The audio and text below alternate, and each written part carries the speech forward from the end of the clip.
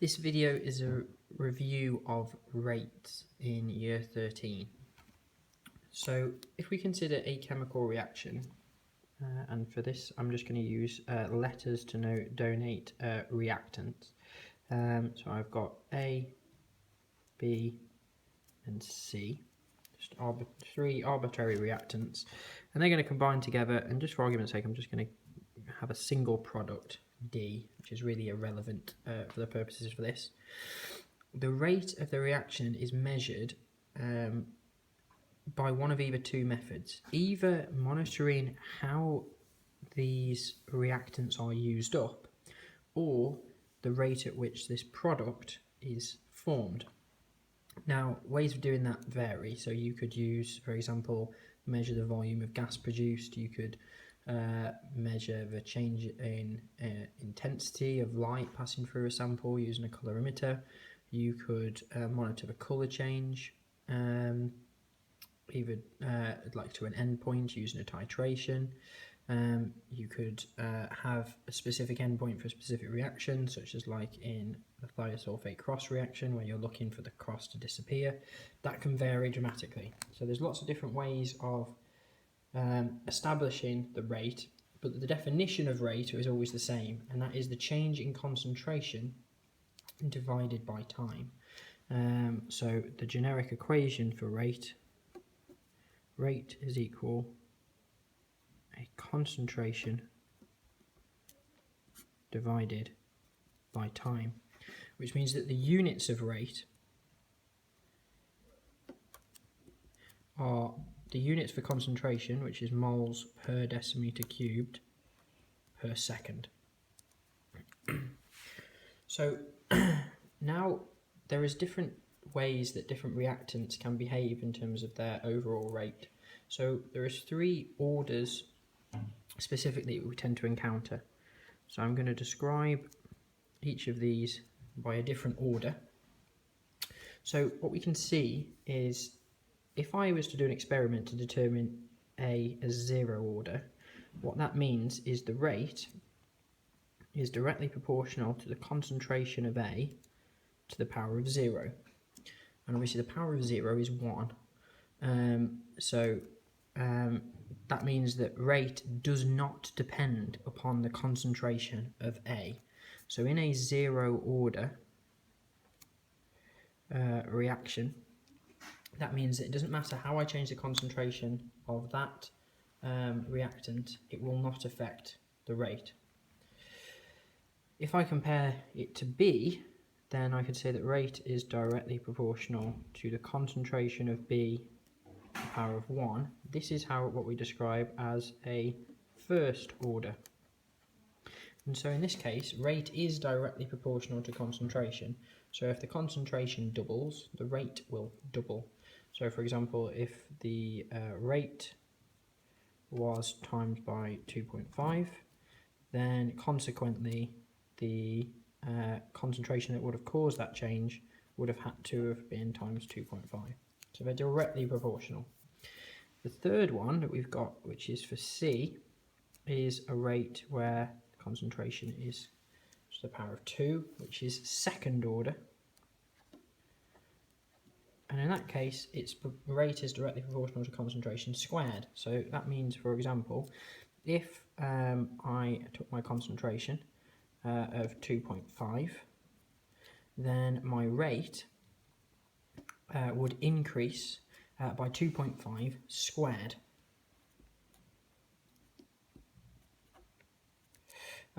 Which is obviously much bigger than 2.5. So you have zero order, first order and second order, which you need to be able to identify from tables of data. You also need to be able to identify them from graphs. So there are two types of graphs that you need to be able to identify. We have, first of all, concentration time graphs. So the concentration of A, the concentration of B, and the concentration of C. And the second type of graph that we need to be able to talk about is, they're all the same, I'm not going to label the axes for all of these, is the rate concentration graph. For zero order, first order and second order. Okay, so for concentration time graphs for a zero order reaction, what that means is that the concentration of that reactant does not affect the overall rate. So it will decrease simply as a straight line like this. The reactant is still being used up because it is still part of the reaction, but the rate does not depend upon it. So as it decreases, it doesn't affect the rate. In consequence to that, a first order reactant would be a smooth curve. And the reason for this is as the reactant B is getting used up, that is in itself affecting the rate. So the gradient of this line changes. And at this point, it's important to note that the gradient of the line, which I would calculate by drawing a tangent to any point on the line, and then doing the change in the y-axis by the change in the x-axis, that's how I'd work out the gradient of a curve, that is equal to the rate. So you can see, because this curve is getting less steep, the rate is decreasing with time, which is what we'd expect as reactant B is getting used up. With a second order, that effect is compounded. So as C is getting used up, the rate is affected by a squared relationship, and so the curve now is a lot steeper and is not symmetrical. The way that you can distinguish whether a reactant fits into each of these categories is by looking at the half-life. And if you remember that for a first order reaction, the half-life, which is the time taken for the concentration of a reactant to halve, for a first order, the half-life is constant. And what that means is that it won't change as time goes on. So if it was 50 seconds, it will still be 50 seconds, etc. The half-life for a zero order decreases with time. And so each time you move along, it takes less time for it to halve. So that decreases, and the half-life for a second order is the one that I use to remember which way around it goes. You can see that it halves very quickly here, and then halves, or it takes a ridiculous length of time to halve again. So if the half-life increases with time, then it's second order. The other graph shape that you need to be able to identify for each of these is the rate concentration graph, and this basically shows the proportionality. So a rate concentration graph for a zero order is simply a straight flat line, and the reason for that is because the concentration does not affect the rate. For a first order, since it's directly proportional, it will be a straight line passing through the origin, and for a second order it will be a curve which shows the squared relationship. The other thing that you should be aware about for first, second and zero order reactions is what the units of the rate equation would be. So to introduce the rate equation at this point, what I can now do is, since I have each of these proportionalities with A, B and C, I can now work out a rate equation for this overall reaction. So rate is directly proportional to A to the power of 0, B to the power of 1, and the concentration of C to the power of 2.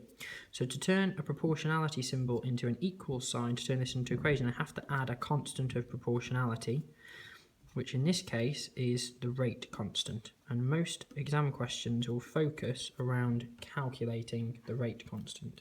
So the rate constant will be the concentration of B to the power of 1 and the concentration of C to the power 2.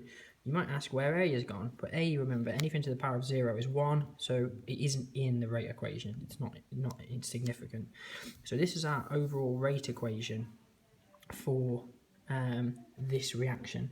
Overall, this reaction is third order because we add the orders up to give the overall order of a reaction. So it's also worth pointing that out. And if I wanted to work out the units of K, I rearrange my equation. So I would have rate divided by concentration of B, concentration of C.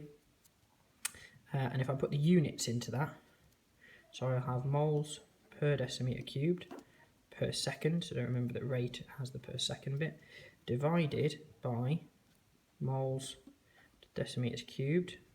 And I'm just going to put this to the power of 3 because it's all concentrations and I've got 3 of them. So that means that this will cancel with that to make that to the power 2. So if I write that out neat, I then get moles to the minus 2, because that's the 1 at the moment, but it's squared, and it's minus because it's 1 over, and that means the decimeters to the minus 3 will become decimeters to the 6. So 6 because it's 3 times 2, and the minus will become a plus because it's 1 over to the minus 3, so that would go up to plus, and then I'm seconds to the minus 1. So that's the units for a third order reaction. If it was overall 0 order, then the units would be the same as rate. If it's which would be moles per decimeter cubed per second. If it was first order, I'd have rate over a single reactant, so then the concentrations would cancel, and so the units would just be seconds to the minus 1. And if it was second order, it would be moles to the minus 1, decimeters to the 3, seconds to the minus 1. If it was fourth order, it would continue. It would be moles to the minus 3, decimeters to the 9, seconds to the minus 1. If it was fourth order, it would then be moles to the minus 4, decimeters to the 12, seconds to the minus 1. And so you see the pattern starting to emerge. So this is the basic stuff about rates that you need to remember.